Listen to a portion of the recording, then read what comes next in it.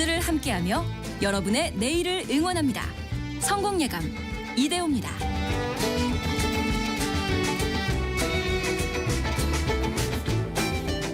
성공예감 이대호입니다. 2부의 문을 열겠습니다. 2월 17일 월요일 오전 10시 5분 함께하고 계시고요. 기상특보 하나 들어와 있는 게 있네요. 오늘 오전 10시를 기준으로 해서 강원 지역 또 경북 지역에 건조경보가 발효되어 있습니다. 강원 또 경북 지역뿐만 아니라 지금 거의 건조하죠. 예, 많은 곳이. 그래서 산불 나지 않도록 항상 담배 태우실 때도 조심하시길 바라겠습니다. 오늘의 경제상식 퀴즈 1부 시작할 때 내드렸던 것의 정답도 알려드려야죠. 유료입니다. 유료. 요거를 왜 내어드렸느냐. 왜 다크 패턴이라고도 하고 한 일주일간 무료로 사용해보세요. 한 달 동안 무료로 사용해보세요. 라고 하고 미리 결제 정보를 받아놓은 다음에 그 기간이 딱 되자마자 자동으로 유료로 전환되는 그런 서비스들 많은데요. 그런데 앞으로는 30일 전에 소비자에게 한 번 더 알려야 한다라고 이렇게 또 법 규정이 개정됐다라는 것도 알려드렸죠. 그래서 아까 많은 청취자분들이 또 이야기해 주신 것처럼 미리 알람을 맞춰놓고 유료 전환되기 한 달 전에 해지를 해놓는 것도 하나의 방법이고요. 그런데 박희영 님이 이렇게 보내주셨어요. 무료로 쓰다가 유료가 되면 그대로 사용하는 게 아무래도 익숙해져서 유료가 되어도 쓰게 되는 것 같아요. 상술 이렇게 보내주셨는데요. 맞습니다. 이게 나쁘게 말하면 상술인데 좋게 말하면 또 마케팅 기법인 거죠. 그래서 우리도 저희 방송에서도 그 심리학개론 시간을 편성해 놓는 게 그런 이유입니다. 기업들이 또 이렇게 마케팅 용도로 활용하라는 걸 소비자들은 또 알아채야 하는 거죠. 왜 소유 효과라고 해서 일주일 동안 써보면 익숙해진다는 거죠. 그래서 사람들이 오히려 반품을 안 하고 계속 쓰게 된다. 이런 것도 저희도 많이 알려드렸고요. 4861님은 성공예감과 함께 유료로 커피 사 먹으면서 청취 중입니다. 다음에는 무료로 커피를 함께 했으면 좋겠네. 이렇게 보내셨네요. 아, 멋지십니다. 7933님.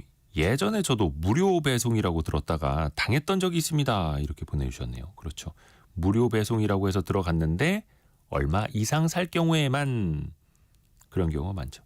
홍순자님은 무료 기간 끝나면 그걸로 끝내야 하는데 마음대로 유료 연장해놓고 전화해서 항의하면 설명에 다 써 있었다고 큰 소리를 치네요. 라고. 그렇죠. 근데 또 그 밑에 표기가 되어 있었다. 여러분도 거기에 체크하시지 않았느냐라고 하면 또 이제 머리가 아파지는 거죠. 계속해서 여러분이 보내주실 실시간 의견 열려 있습니다. 짧은 문자 50원, 긴 문자 100원이 드는 샵 9730이나 KBS 콩으로 참여해 주시면 됩니다. 특히 원탁의 기자들 K 함께하는 KBS 서영민 기자가 최근에 책을 냈는데요. 삼성전자 시그널이라는 책.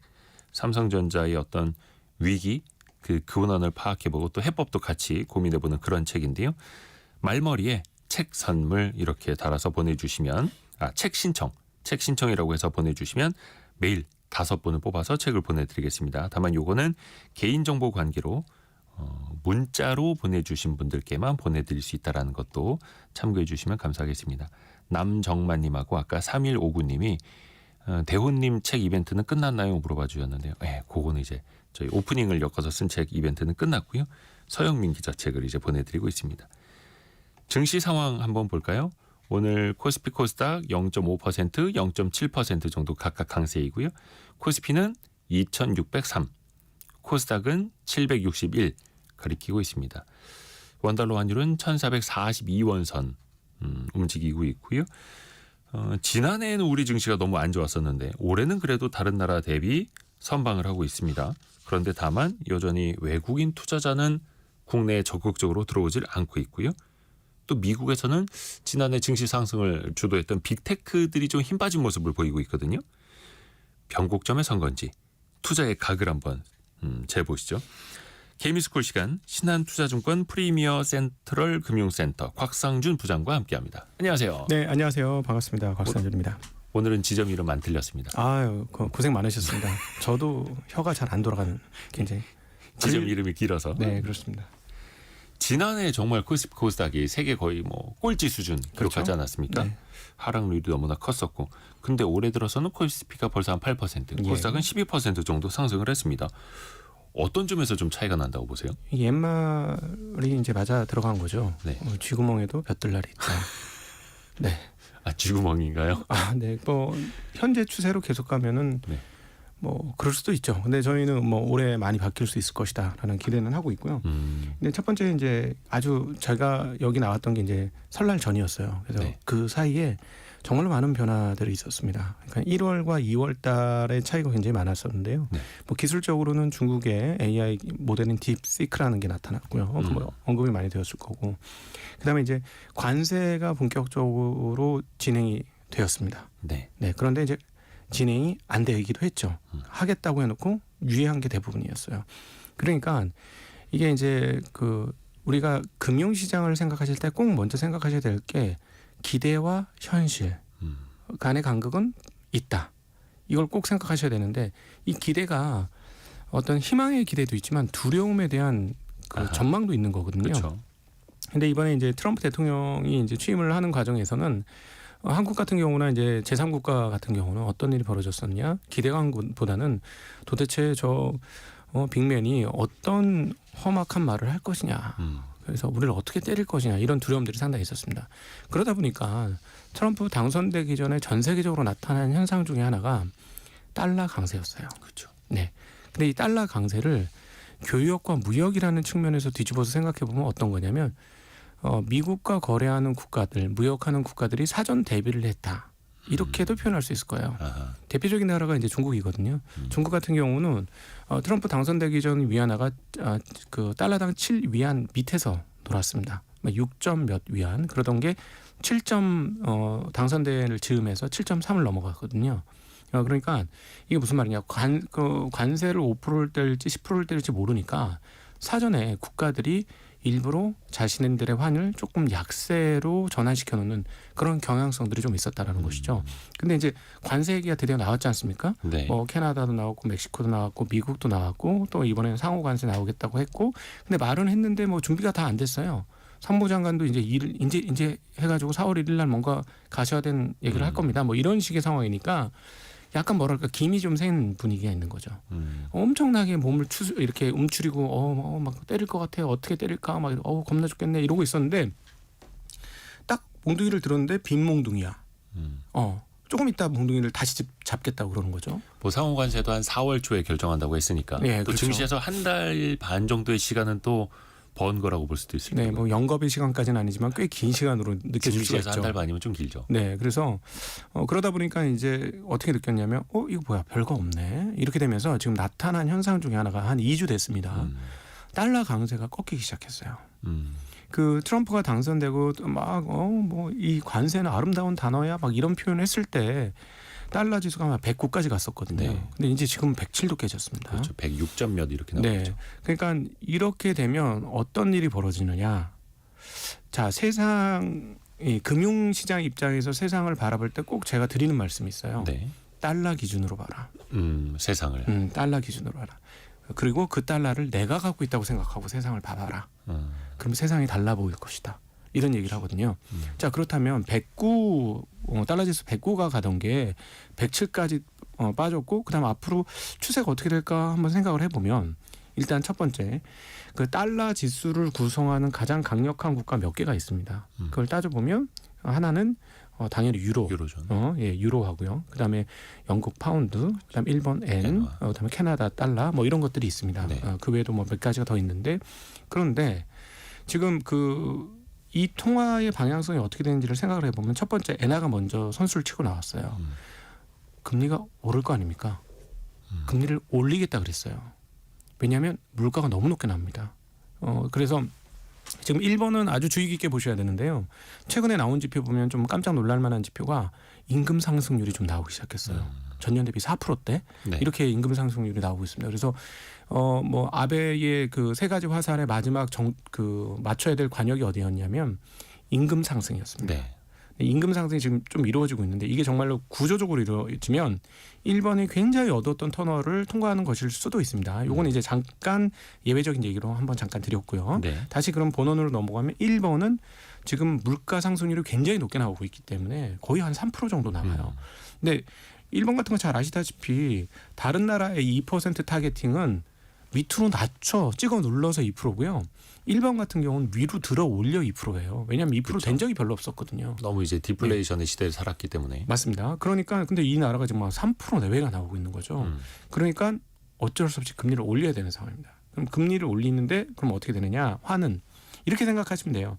내가 환 자체를 갖고 있기보다 그 환의 그 국채하고 연결해서 이자를 받는다고 한번 생각해 보시면 네. 그 환의 강세가 어떻게 나타나는지 좀 이해하시기 도움이 되실 것 같아요. 근데 별로 이자가 없었던 일본 엔화 국채가 이제 이자가 높아지는 거잖아요. 네. 그럼 이건 엔화 강세의 요인입니다. 그렇죠. 근데 이제 따져 보시면 미국은 내려가진 않지만 금리가 올라갈 것 같지도 않거든요. 그러면 어떻게 되느냐? 미국과 일본의 금리 격차가 줄어들기 시작하는 거예요. 네. 여기에 시장이 눈을 떴습니다. 눈을 뜨면서 어떤 일이 벌어졌냐? 156엔 가던 엔화가 뚝 떨어지면서 장중에 잠시 150엔 깨기도 했고 지금 152엔까지 떨어졌어. 환율이 떨어졌고 엔화가 강세가 됐습니다. 네. 예, 그런 일이 나타났고 또 하나 지금 지난 주말 뉴스는 젤런스키 대통령하고 미국의 벤스 부통령하고 독일에서 만났다. 네. 휴전 협상을 했다라는 얘기 나오잖아요. 우크라이나하고 러시아 그 전쟁이 휴전 가능성이 지금 계속 올라오고 있지 않습니까? 뭐 유럽이 어떻게 받아들이든지 간에 그 휴전 가능성이 높아지고 있습니다. 그 휴전 가능성이 높아지면서 나타난 현상 중에 하나가 앞서는 일본 얘기했는데 이번에는 독일의 금리가 또 오르기 시작하는 거예요.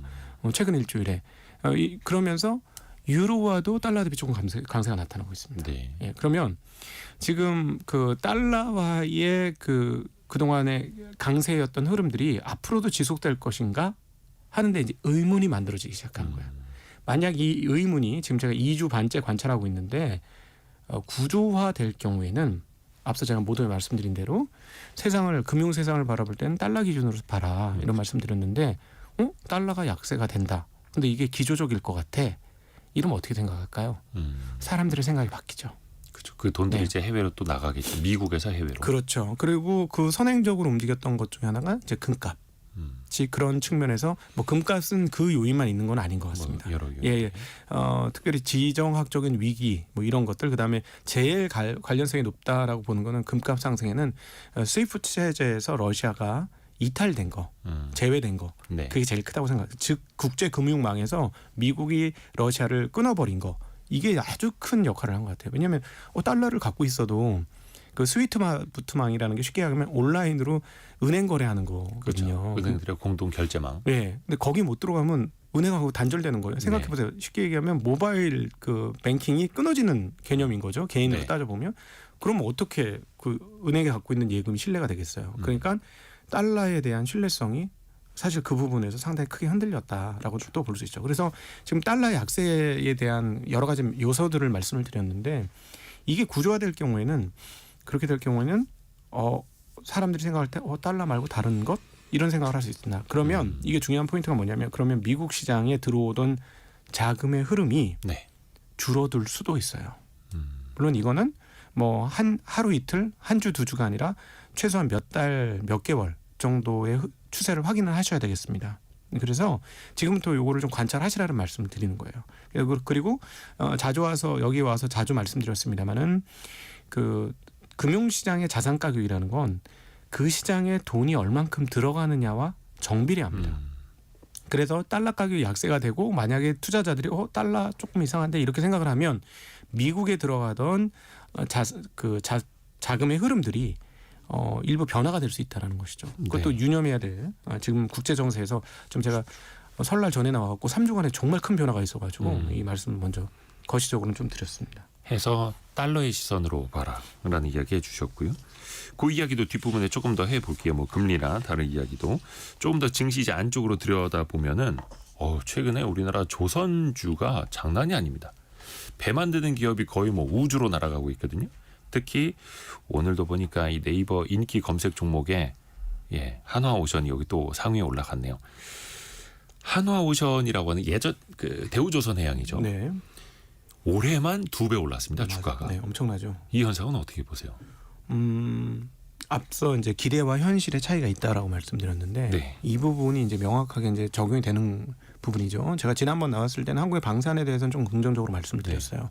이 한국 그 무기 체계가 굉장히 가성비가 있다 보니까 사고자 하는 기업들이 굉장히 많다. 그렇죠. 그런 측면에서 뭐 그건 여전히 유효합니다. 근데 지금 그 조선 관련해서도 여기에 대한 기대감들이 상당히 작동했는데 어떤 기대감이냐면 아시는 분들은 다 아시겠습니다만은 미국이 최근에 군함을 제대로 못 만들어냈어요. 그렇죠. 반면에 중국 같은 경우는 조선 도쿠가 쉬는 동안에 경기가 나빠가지고 군함을 열심히 찍어냈습니다. 그래가지고 수량 기준으로는 중국의 군함 숫자가 미국의 군함 숫자를 넘겨버렸어요. 물론 톤수 중량 단위로는 아직까지 미국이 더 큽니다만 그리고 또 미국의 이제 그 해군 함정들이 좀 오래된 것들이 많습니다. 네. 그러니까 굉장히 적신호가 켜진 거죠. 근데 미국의 조선소가 있느냐?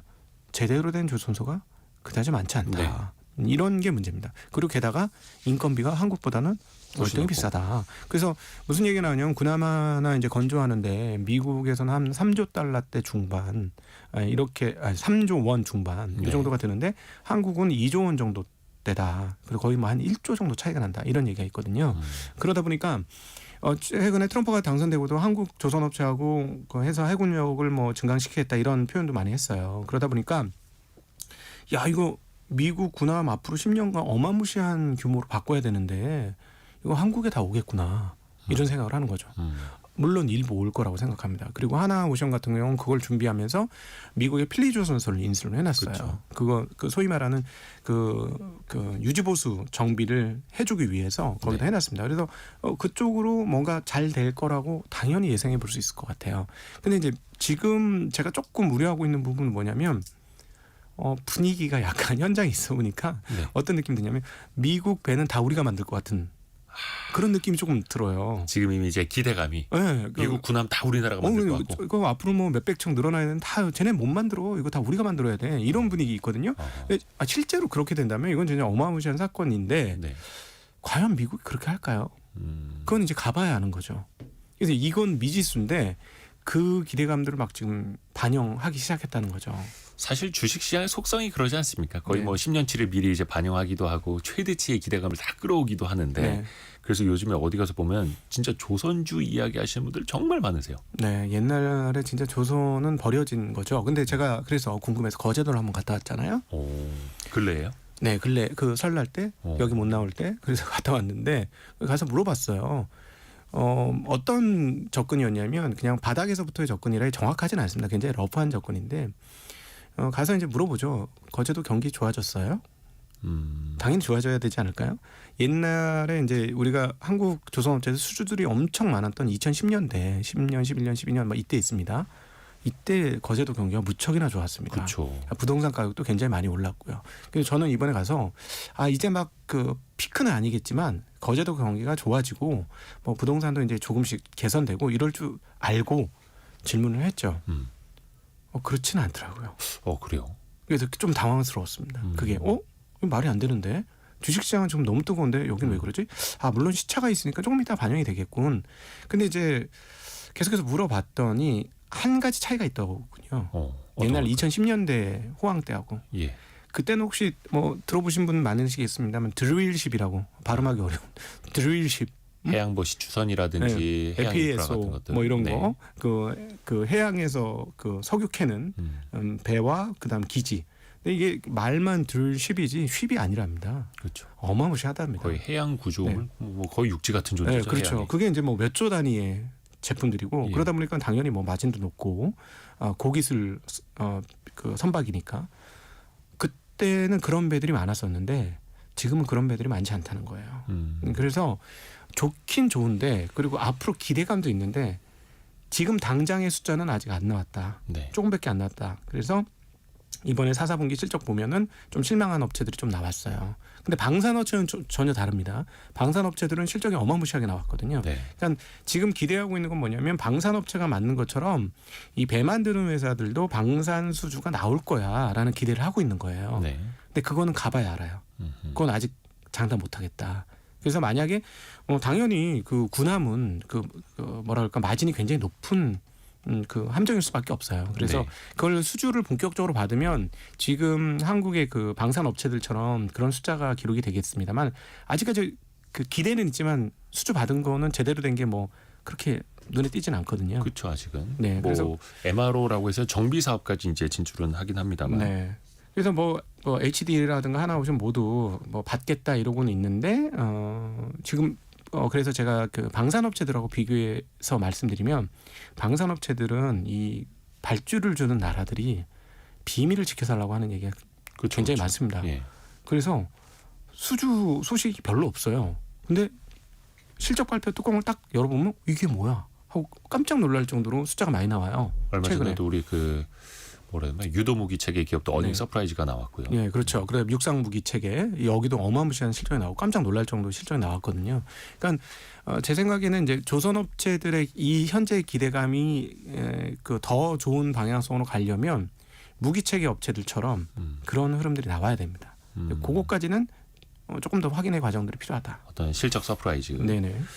근데 또 이제 조선 같은 경우에는 이제 사이클이 굉장히 길기 때문에 장기 호황을 이제 내다보시는 분들도 많고 거기에다가 우리가 미국 군함을 만드는 시대까지 이제 기대감은 더해져 있는데 주가는 지금 뭐 한 달 반 만에 2배 네. 올랐다면 또 그게 또 많이 반영되어 있을 수도 있겠고 좀 모르겠습니다. 이거는 뭐 의견을 드리는 건 아닙니다만 뭐 주의할 필요도 또 있어 보이고요. 원체 주변에서 조선주의 이야기를 많이 하니까. 그러니까 여기에서 지금 또 들어가도 되느냐 이거는 굉장히 또 어려운 얘기잖아요.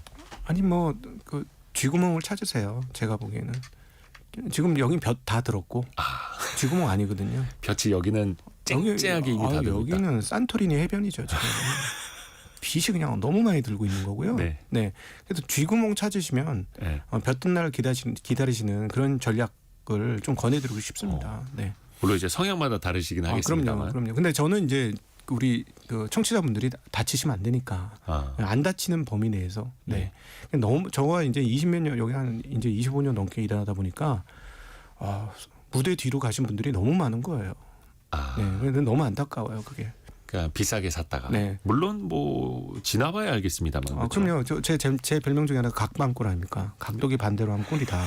그리고 이제 예전에 기억이 나는데 한 3년 전쯤인가 여기 나와서 2차 전지 비쌉니다. 이 얘기했다가 미국에서 그 새로운 그 법이 생겼잖아요. 그 수입 그 하는 거에 대한 세제 혜택을 주는 법. 갑자기 네네. 생각이 안 나는데 그 네. 단어가 그거 생기고 주가가 한 번 더 슈팅했어요. 그래가지고 제가 여기 와서 2차 전지 좀 비쌉니다 하고 얘기했다가 완전히 바보 됐거든요. 그때 뭐 제가 얘기하고부터도 2배 이상 올랐었으니까. 근데 그 이후로도 저는 계속 비싸다는 얘기는 했었습니다. 그래서 이렇게 찾아보면 제가 2차 전지 비싸다고 얘기했다가 욕 먹은 그런 것들은 많이 증거를 찾을 수가 있어요.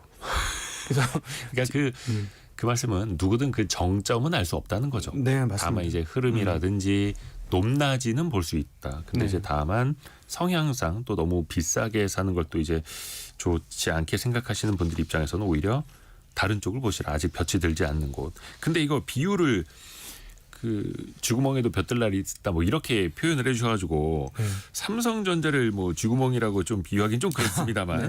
근데 또 많은 분들이 가장 또 속상해하시는 지점이기도 하고 그런데 또 최근에 삼성전자는 5만 원대 초반에서 5만 원대 중반까지 올해 들어서 또 한 7% 8% 네. 가까이 또 오르긴 올랐습니다. 자사주 매입을 계속하고 있으니까요. 뭐 외국인들은 아직도 팔고 외국인들의 매수 전환은 뭐 예를 들어서 계속 제가 여기 나와서 말씀드렸던 것처럼 뭐 상법 개정이나 이렇게 되면 그때는 삼성전자 진짜 좋아질 것 같습니다. 실적에 상관없이. 상법 개정이 되면 왜냐하면 항공부를 좀 담고 싶은 마음이 굉장히 많이 외국인들 입장에서는 들 것 같거든요. 외국인 투자자 입장에서 그래서 그럼 거버넌스가 개선이 되니까. 그렇죠. 왜냐하면 지금도 삼성전자 제대로 못 올리는 것 중에 하나가 외국인들이 계속 매도 물량이 쏟아져지기 때문이에요. 이제 삼성전자는 그러면 지금 어떠냐? 삼성전자는 뭐 쥐구멍이죠. 지금 상황은. 근데 제가 보기에는 더 이상 물러날 자리는 많지는 않아 보입니다. 그리고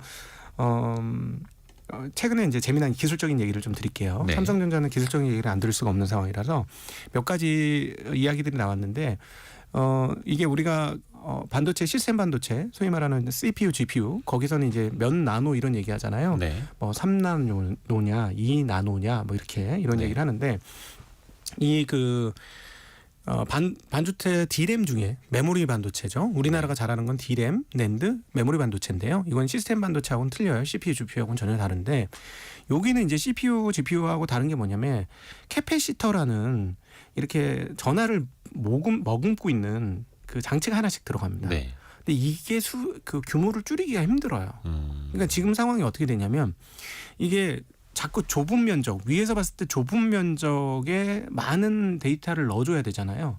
그러니까 방법이 없다 보니까 이 뚱뚱한 캐패시터를 계속 얇게 점점 올려가는 거죠. 네. 그러니까 지금 상황은 어떻게 되냐면 빼빼로 같이 하던 거를 실같이 바꿨다, 머리카락처럼 바꾸는 거예요. 쉽게 얘기하면 그런 과정들을 지금 가지고 있는 겁니다. 근데 이제 한 머리카락 정도까지 얇아지니까 더 이상 얇게 할 방법이 없는 거예요. 그러다 보니까 이 미세 공정이 굉장히 어렵고 난이도 있고 힘들고 늦어지는 그런 상황이 먼저 메모리 반도체에서 발생을 했습니다. 네. 시스템 반도체보다 여기가 더 어렵다는 거죠. 그래서 우리가 지금 이게 한 14나노 공정이 1A 공정이었고 대략 약 12나노 공정이 1B, 그다음에 이제 앞으로 본격화될 10나노 공정이 1C 이렇게 부릅니다. 저희가. 네. 근데 삼성전자가 1A부터 안 됐어요. 잘. 이게 좀 어그러진 거예요.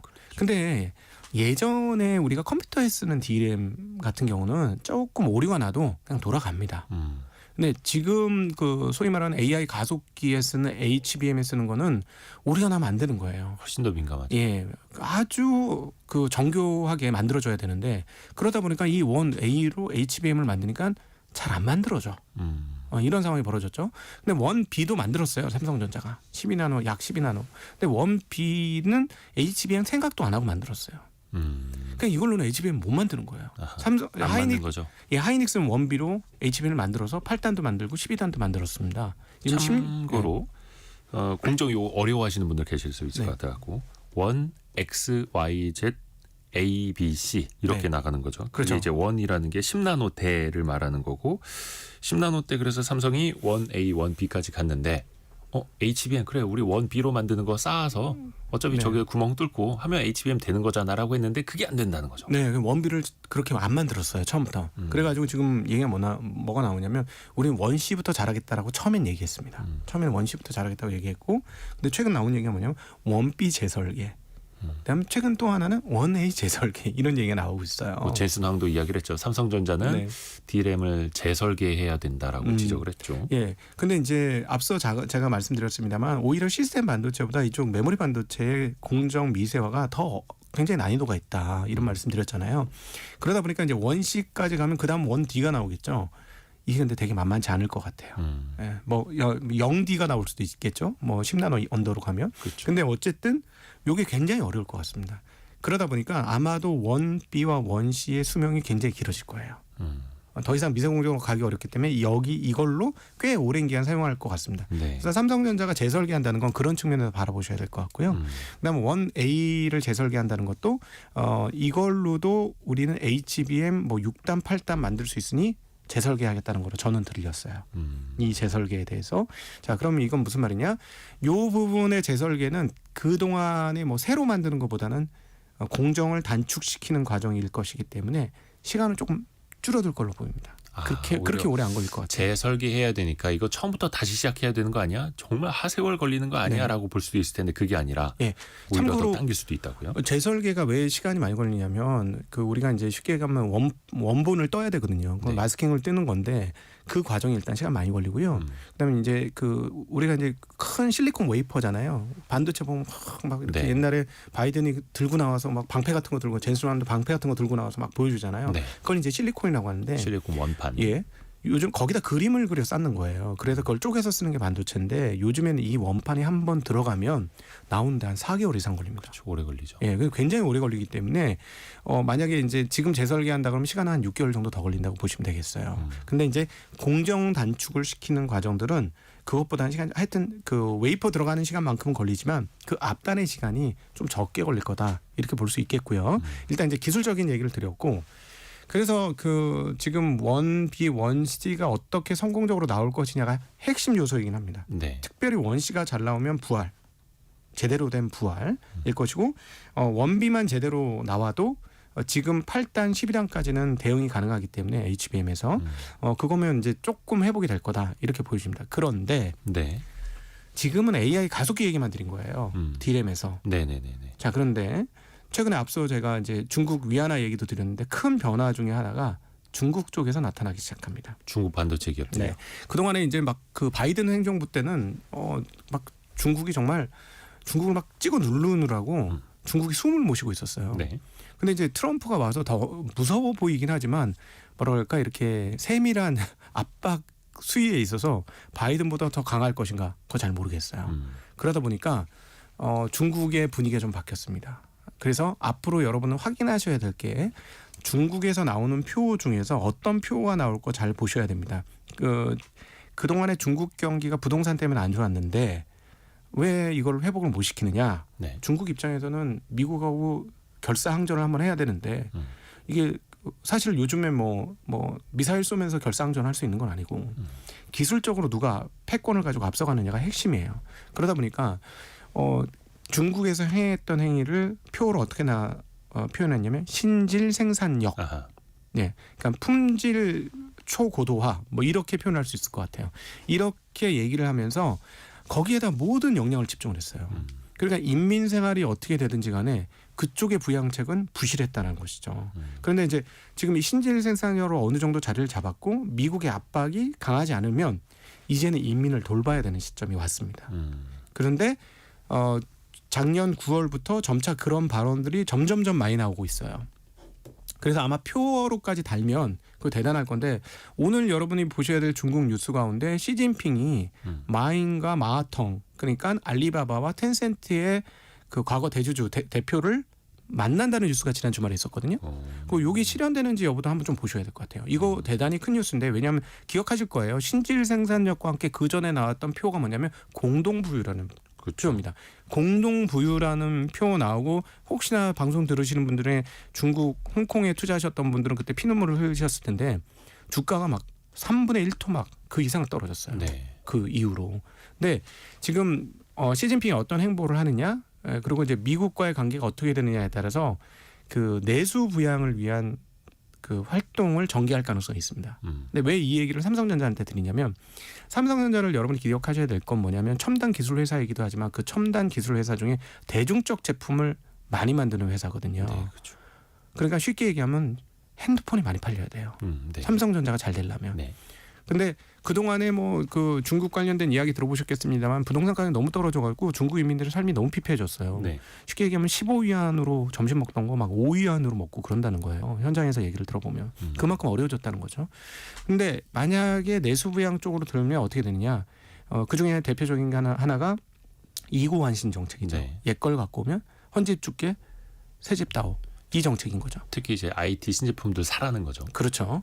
그렇게 되면은 그동안에 이제 1년에 최대한 14억, 15억대까지 팔리던 게 이제 12억대, 13억대 팔리거든요. 1년에 휴대폰이. 근데 이 판매 대수가 늘어날 가능성이 있습니다. 그러면 역시나 중국은 반도체 아직 다 자급화 못했습니다. 지금 뭐 그쪽 나라에서 메모리를 만들었다 뭐 그렇게 해도 일부밖에 안 돼요. 네. 결국 삼성 거 갖다 써야 되고 하이닉스 거 갖다 써야 되고 마이크론 거 갖다 써야 되거든요. 그러면 그래서 중국의 경기가 회복이 되면 그거의 최대 수혜는 누구냐? 앞서 메모리 3개 업체 얘기 드렸어요. 삼성전자, 하이닉스, 마이크론. 그중에 제일은 삼성전자.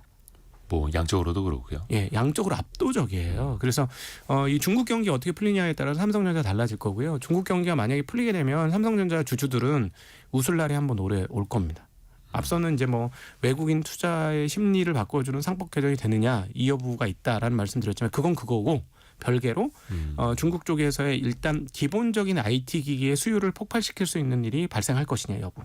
이게 굉장히 중요합니다. 그러니까 상법 개정이 언제 될지 모르겠고 그리고 HBM을 삼성전자가 얼마나 또 의미 있는 성과를 언제 보여줄지는 모르겠지만 중국 경기가 돌아서면서 IT 수요가 좋아질수록 삼성전자의 D램 판매가 또 나아질 수 있으니까요. 네. 정경님이 지금 말씀하시는 분은 누구신가요? 라고 보내주셨는데 신한투자증권 프리미어 센트럴 금융센터의 곽상준 부장과 함께 이야기하고 있습니다. 저희가 잠시 지금까지 나와 있는 뉴스도 한번 또 정리해보고 이야기 이어갈게요. 라디오 정보센터 다녀옵니다.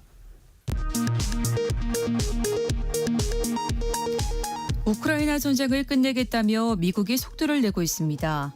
미국과 러시아가 이번 주 사우디아라비아에서 처음으로 고위급 종전 협상을 시작합니다. 협상 테이블에는 당사국인 우크라이나와 유럽 국가들이 배제됐는데 유럽은 반발하며 긴급 회동을 예고했습니다. 트럼프 미국 대통령이 우크라이나에 지금까지 군사를 지원한 대가로 희투료 지분 50%를 달라고 요구했습니다. 우크라이나는 안보도 투자도 미국 측에 확실한 보장이 없다며 일단 거부 의사를 밝혔습니다. 국세청이 3.3등 세무 플랫폼을 통한 종합소득세 환급 신청이 최근 빠르게 늘고 있는 점을 감안해 부당 환급이 있었는지 여부를 점검하기로 했습니다. 세무 플랫폼 이용자는 최근 2천만 명을 넘었는데 국세청은 민간 플랫폼보다 정확한 종합소득세 간편 환급 서비스를 다음 달 중에 무료로 개시할 계획이라고 밝혔습니다. 지난해 국산 하이브리드 차의 내수 판매 비중이 처음으로 25%를 넘었습니다.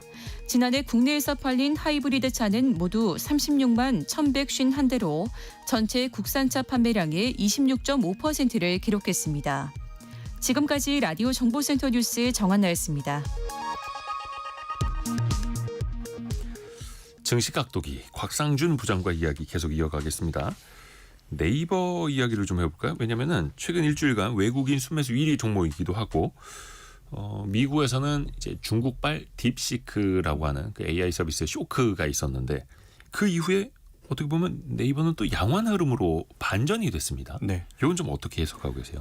약간 전 세계적인 흐름이라고 보실 수 있겠는데요. 네. 그동안에는 이제 그 AI를 빨리 선점을 해야 되기 때문에 AI 가속기의 핵심인 GPU와 그 칩셋 을 어떤 가격에도 불구하고 많은 사람들이 샀어요. 네. 그리고 그 많이 샀던 그 주체가 바로 빅테크 기업들이죠. 뭐 네. 메타, 마이크로소프트, 구글 뭐 이런 회사들이었죠. 아마존 이런 회사들이 엄청나게 샀는데, 근데 이제 딥시크 모멘텀이 터지면서 이거 뭐야? 이거 하드웨어 이렇게 안 갖고도 AI 뭐 구동시킬 수 있는 거 아니야? 이런 생각을 하게 된 거고 네. 관련된 소프트웨어 업체가 전 세계적으로 좋았습니다. 그리고 한국에서는 대표가 바로 네이버였죠. 네. 여기에 대한 당연히 매수가 좀 들어왔던 거고, 그 다음에 이제 뭐 네이버가 엄청나게 비싼 주식이었느냐, 그건 아니었기 때문에 그런 수급이 들어왔다고 생각을 하고요. 그 다음에 이제 여러분들께 꼭 드리고 싶은 얘기는 이 AI 가속기에 대해서 근본적으로 조금 기억을 하고 계셔야 되는 단어를 하나 말씀드리고 싶어요. 저는 예. 시간이라는 단어를 꼭 말씀드리고 싶은데, 시간이요? 이 그 빅테크들이 사실은 천천히 기다려서 했으면 그렇게 비싼 가격에 그 GPU 가속기를 사지 않았어도 됐을 거예요. 근데 왜 그렇게 돈은 상관없으니까 무조건 줘.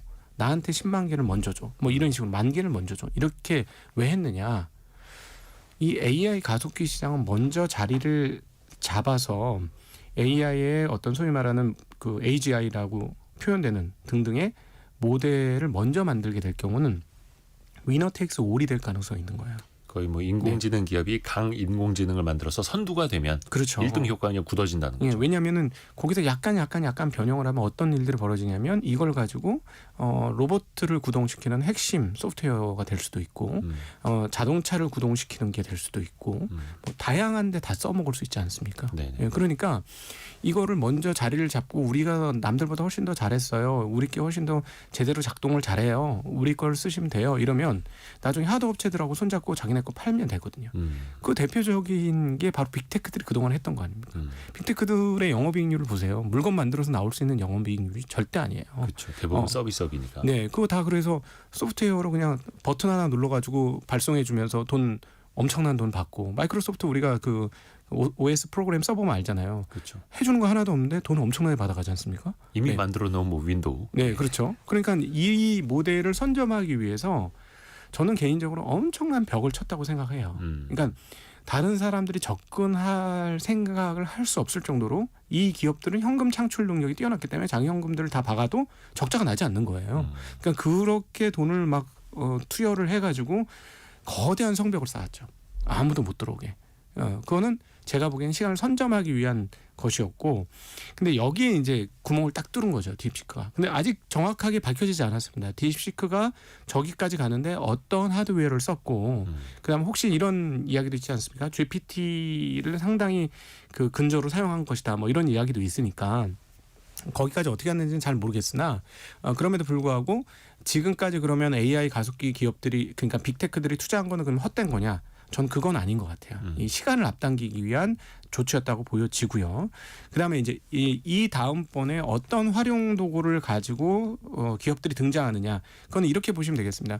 우리가 애플의 아이폰 처음 쓸 때보다 지금하고 조금 더 발전된 부분들은 애플의 아이폰이 스마트폰 뭐 안드로이드하고 더불어서 발전을 했지만 더 많이 발전한 건 그 속에 있는 어플리케이션, 네. 앱 이런 것들의 발전이 훨씬 더 크거든요. 그러니까 처음 시즌은 그 하드웨어를 까는 게 첫 번째고 그 다음에 그 위에서 놓을 수 있는 소프트웨어 업체들인 거예요. 근데 지금 주식시장은 거기에 먼저 이런 기업들이 딥시크 이후에 이런 기업들이 향후에 더 좋겠구나 생각을 한 건데, 근데 사실은 거기까지도 시간은 좀 걸리지 않을까요? 저는 그런 생각을 요즘 많이 하는데 로봇이 실제화될 때까지의 시간은 우리가 좀 정확히 알 수가 없고 그 기간 동안 기다릴 수 있을 가능성도 있다. 그럼 만약에 지금 주식시장에서 그걸 다 반영해 놓으면 만약에 실제로 로봇가 나오지 않았을 때는 어떻게 할 것이냐. 그 고민도 좀 해봐야 된다. 즉 현금 창출이 즉 돈을 못 벌면 이렇게 만들어놨는데 실제 돈 버는 데까지 시차가 걸리면 그때는 어떻게 할 것이냐. 거기에 대한 고민은 조금 하실 필요가 있겠다 하는 생각합니다. 어떻게 보면 기대감으로 앞서가는 주가와 네, 실적으로 그걸 증명하는 진실의 시간이 오는 거죠. 그렇죠. 진실의 종이 울릴 수 있는 시간. 네, 그걸 또 대표적으로 많이 보여줬던 게 미국의 빅테크 기업들이고 이른바 매그니피센트 세븐, M7 기업들이었는데요. 작년에도 뭐 거의 이들 기업이 증시를 주도했고요. 근데 뭐 오래되지는 않았습니다만 최근에는 이 M7이 좀 균열이 일어나더라고요. 네. 메타만 좀 한 25% 오르면서 좀 강세를 보이고 있고 나머지 종목들은 좀 약세입니다. 네. 이거는 어떻게 보고 계세요? 메타는 현금 흐름도 좋고 그 현금 흐름으로 다음 단계 준비도 굉장히 잘했고 네. 현금 흐름이 크게 훼손되지도 않고 있어요. 잠깐 지난번에 이제 주가가 한번 엄청나게 빠진 적이 있었거든요. 22년도 그때 이후로 계속해서 이익이 증가하고 있어요. 그 모양들을 굉장히 잘 만들어주고 있고, 그다음 가이던스라고 표현하는 미래 전망도 굉장히 잘 내고 있습니다. 그러면서 거기에 호응을 하면서 지금 역사적 신기록이죠. 19거래일인가 연속으로 지금 상승을 하고 있고, 다른 기업들은 실적은 다 좋았습니다. 근데 지금 주가가 흔들리는 핵심적인 이유는 가이던스가 조금 미래 전망이 기대치만큼 도달하지 못하고 있어요. 예, 그래서 그것 때문에 미국 시장은 로직이 굉장히 간단합니다. 그러니까 실적 발표 전에 주가가 사전에 다 오르는 게 아니고 실적 발표 보고 움직여요. 그리고 그렇죠. 실적 발표 가이던스 보고. 근데 한국은 정말 왜 그런지 모르는데 신기하게도 실적 발표 전에 주가가 오르면 실적 발표 후에 떨어지고, 실적이 좋아도 실적이 나쁘면 실적 발표 전에 떨어졌다가 실적이 나쁜 거 발표하면 그다음 오르고. 시장이 작기도 하고 급하기도 하고 그렇죠. 아니 좀 물샐 틈 없이 이걸 좀 막아야 되는데 물이 자꾸 새는 것 같아요. 그래서 이 부분도 조금 한국은 좀 정비가 필요한 대목 아닌가. 실적에 대한 정보가. 네, 그리고 뭐 한국 사람들이 집요해서 어떤 식으로든지 사전에 알려고 노력을 하긴 합니다. 온갖 거를 다. 요즘에 일반인들이 어떤 일을 하고 있냐면 한국 투자자들은 지역별 수출 데이터를 다 뽑고 있어요. 그렇죠.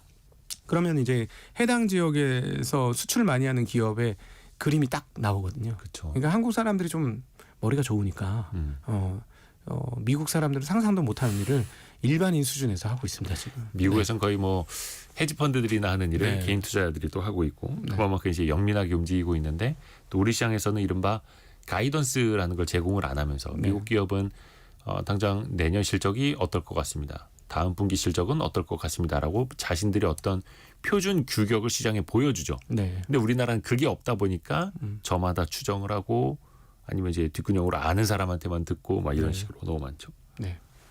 이게 좀 개선이 돼야 한다라는 거고.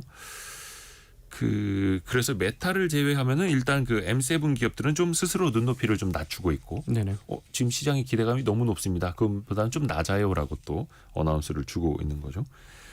또 우리나라 투자자분들도 굉장히 많이 좋아하는 게 팔란티어라고 하는 미국의 네. 어떤 방위 산업, 방위 네. 기술 기업이죠. 쉽게 얘기하면 방위 관련 소프트웨어를 하는 업체들이죠. 업체죠. 네. ARM도 마찬가지고 어떻게 보면 이제 반도체 설계 기반 기술 기업인데 이 AI 열풍 타고 어떻게 보면 더 프리미엄도 많이 받고 있다 이렇게 볼 수 있을까요? 그 팔란티어 같은 경우는 아주 복잡합니다. 이 피터틸이 지금 현재 부통령을 세운 사람이나 마찬가지예요. 현재 부통령. 예, JD 벤스 처음부터 발굴도 했고 올렸고 후원했고 그런데 지금 그 또 피터틸 아시다시피 피터틸하고 일론 머스크가 같이 그 페이팔을 만들었던 사람이지 않습니까? 네. 근데 이제 현재 그 일론 머스크가 효율부에 들어갔는데 했던 얘기 중에 하나가 F-35 같이 이렇게 비싼 비행기를 왜 만드냐? 드론 만들면 되는데 딱 이 얘기의 최대 수혜가 팔란티어예요.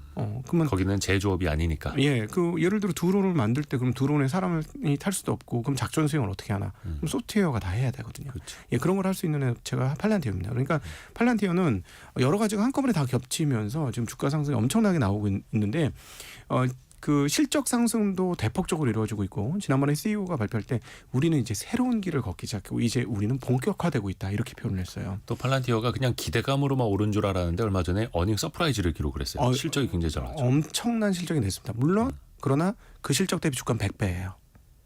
네, 주가가 빨리 올라갔기 때문에 네. 실적도 엄청나게 늘었는데 그리고 이 증가세면 금방 두세 배씩 늘 것 같습니다. 네. 주가 수익 비율 PER이 거의 한 100배 된다는. 네, 근데 이익 대비 100배가 넘어요 현재 주가가. 예, 그래서 그 부분은 조금 주의는 하셔야 되고 이익 증가는 정말 광속의 속도로 지금 증가하고 있다. 그러니까 미국 시장의 평균이 뭐 한 25배, 26배 정도 PER이라고 하면 네네. 그거보다 4배 곱하기 4를 하는 거네요. 네네. 멀티플이. 예를 들자면 근데 내년도에도 매출과 이익이 2배가 증가했다. 예를 들자면 그러면 50으로 떨어지는 거잖아요. 100이라면. 그러니까 그런 거는 또 감안은 좀 하셔야 됩니다. 네. 그래서 그걸 또 실적으로 얼마나 또 계속해서 연속적으로 보여주느냐를 또 봐야 되는 거고요. 이거 벌써 시간이 다 돼가는데 이번 주에 그 내일이네요. 한국은행 이창용 총재가 이제 국회에 나와서 임시국회에서 발언할 예정이긴 하거든요. 어떻게 좀 금리에 대한 언급 힌트가 좀 있을까요? 좀 짧게 좀 부탁드립니다. 이거 지금 굉장히 어려워졌어요. 다들 금리 인하할 거라고 생각했는데 점점 미공으로 빠져들고 있습니다. 이창용 총재가 호락호락하게 그냥 금리 내리겠다는 얘기로 진행하지 않고 계세요. 그래가지고 지금 잘 모르겠습니다. 이 금리 인하하게 될지. 2월 25일 금통인데 당초에는 그래도 2월엔 한 차례 내리겠지라는 기대감이 컸었는데 최근에도 좀 원론적인 발언에만 그치는 것도 있고 해서 내일 국회에서 이창용 하는 총재가 어떻게 이야기하는지 25일 금통이 보기 전에 이게 거의 뭐 예고편이 되겠네요. 네. 신한투자증권 곽상준 부장이었습니다. 고맙습니다. 네, 감사합니다. 감사합니다. 자, 2월 17일 월요일에 보내드린 성공예감 이대호입니다. 1부, 2부 모두 마칠 시간이고요. 내일 아침 9시 5분에 또 알찬 소식 많이 들고 오겠습니다. 성공예감은 오늘도 여러분을 응원합니다.